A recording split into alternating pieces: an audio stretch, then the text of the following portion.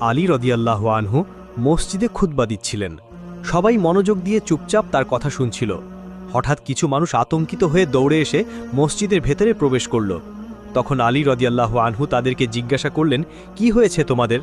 উত্তরে তারা বলল, হুজুর, একটি সিংহ এই দিকে আসছে, অনেক বড় সিংহ, আমরা খুব ভয় পাচ্ছি। তখন আলী রাদিয়াল্লাহু আনহু বললেন, ভয় পাবার কিছু নেই, সে কাউকে কোনো ক্ষতি করবে না। এই কথার মধ্যেই সেই বিশাল সিংহটি সবার সামনে এসে দাঁড়ালো। বরং সে সোজা হযরত আলী রাদিয়াল্লাহু আনহুর কাছে এসে তার পায়ে মাথা রেখে দিল।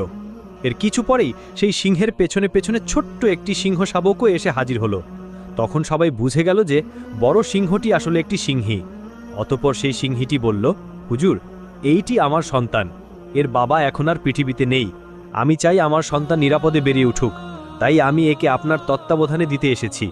তখন আলী রাদিয়াল্লাহু আনহু বললেন, তুমি যাও, তার ব্যাপারে কোনো চিন্তা করো না, আমি কথা দিচ্ছি এই সন্তান কখনো নিজেকে অসহায় ভাববে না। তখন সিংহীটি জিজ্ঞাসা করল, হুজুর, কে তাকে লালন পালন করবে? তখন আলী রাদিয়াল্লাহু আনহু উত্তর দিলেন, আমার পুত্র হুসাইন তার দেখাশোনা করবে ইনশাআল্লাহ।